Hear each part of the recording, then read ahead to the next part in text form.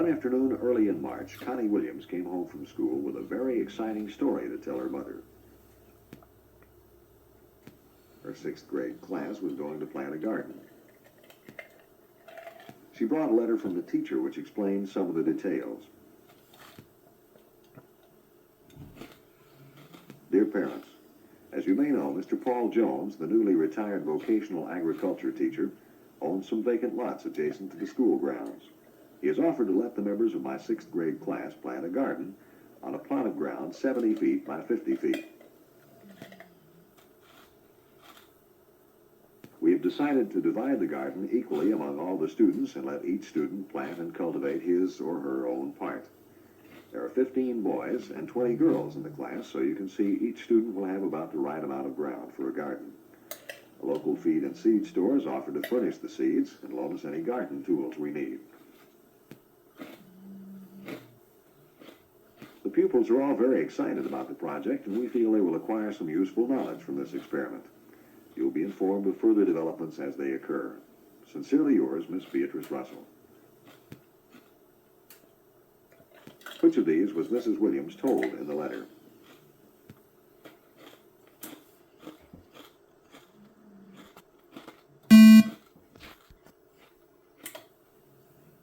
Right, that every pupil is to get an equal share of the garden plot. Before they divide the plot equally among all the students, what will they need to figure?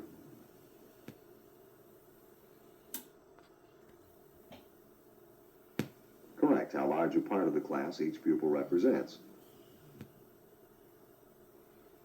There are 15 boys and 20 girls. How many students altogether?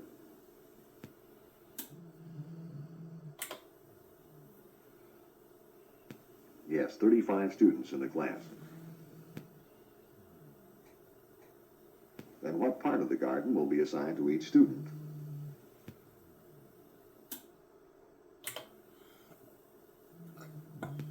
Correct, 1/35. Which is the correct way to find the area of the garden plot?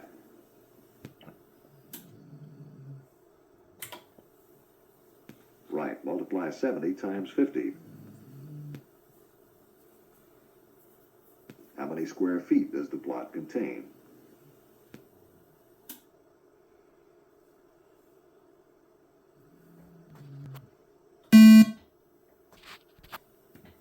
Yes, 3,500 square feet.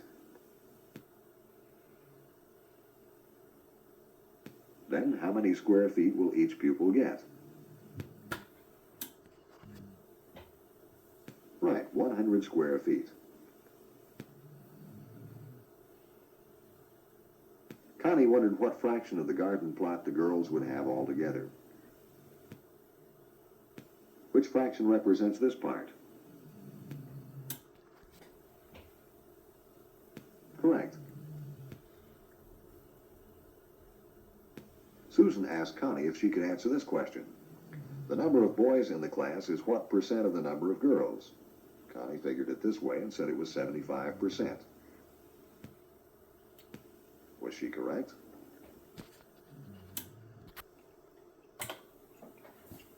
Yes. One afternoon in April, Susan Williams had some news for her brother Roger as they walked home from their classes at Jefferson Junior High. My class and the other 9th grade classes at Jefferson have decided to have a picnic at West Side Park Friday afternoon.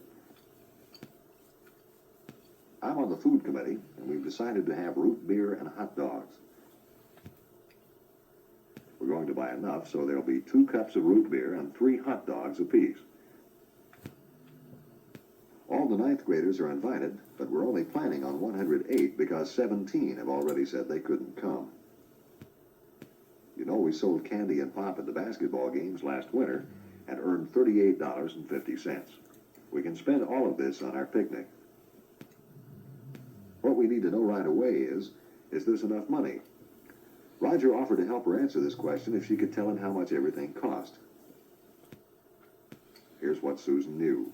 The root beer costs 88 cents per gallon. Hot dogs come in packages of 10 for 60 cents. hot dog buns are 35 cents per dozen. Which of these things that Connie told Roger will they not use to answer the question?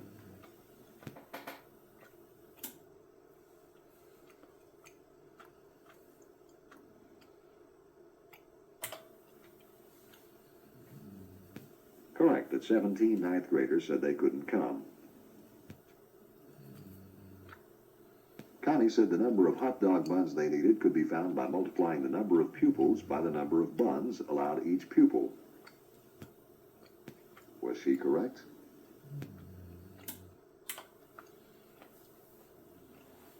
Yes, and 108 times 3 equals 324. Since the buns were 35 cents per dozen, how should she figure the cost?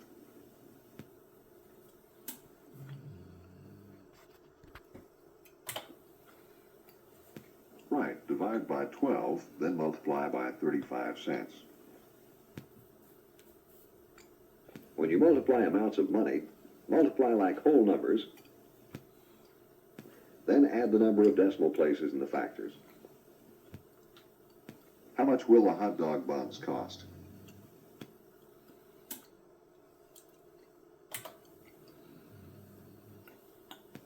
We have moved the decimal over 2 places in this problem. Roger and Connie know that 3 hot dogs are allowed each pupil, and they are priced at 60 cents for a package of 10. How will they figure how many hot dogs to buy?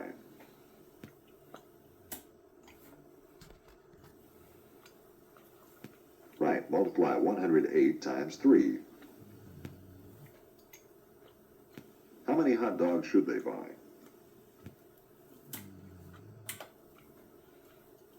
Yes, 324. How will they figure the cost of the hot dogs?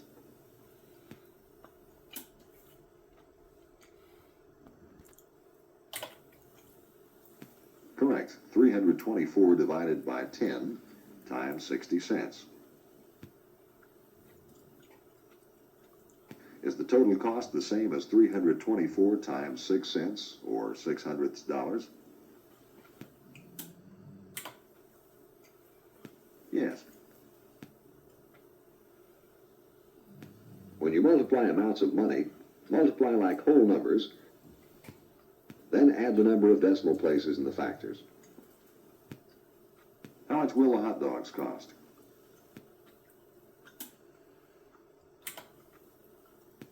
We have moved the decimal over 2 places in this problem. Roger said he knew there were 16 cups in a gallon. This is the way he figured it.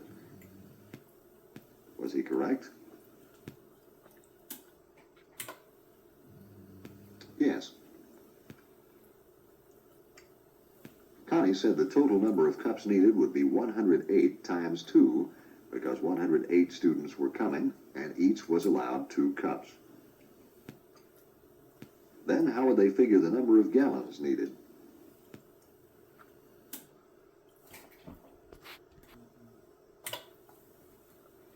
Correct, 108 times 2 divided by 16. Roger wrote this as a fraction and canceled. How many gallons did he find were needed?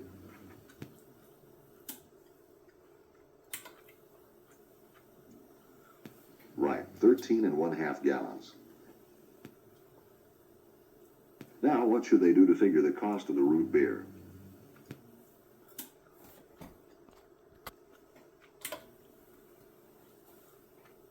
Yes, multiply. How much will the root beer cost? These 2 decimal numbers were multiplied just like whole numbers. To decide where to put the decimal point in the answer, add the number of decimal places in the factors. 3 is the total. Now count over in the answer 3 places from the right. Which answer has the decimal in the correct place?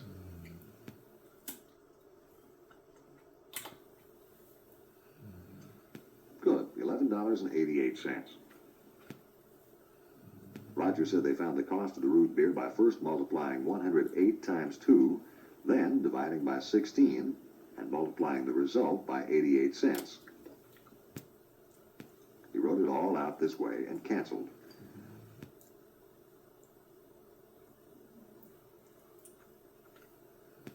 Was he correct?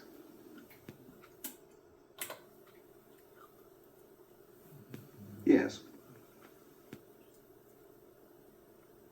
How will they figure the total cost of the picnic?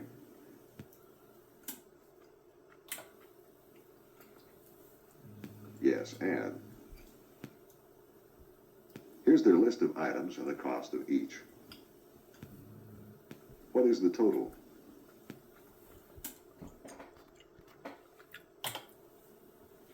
Correct, $40.77. Will the class have enough money?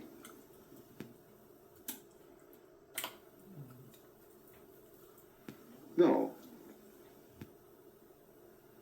How much more do they need?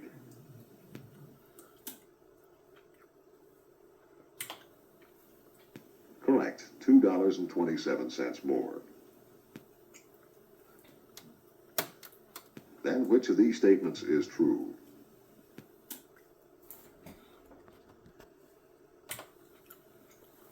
Yes, the class needs $2.27 more to pay for the food.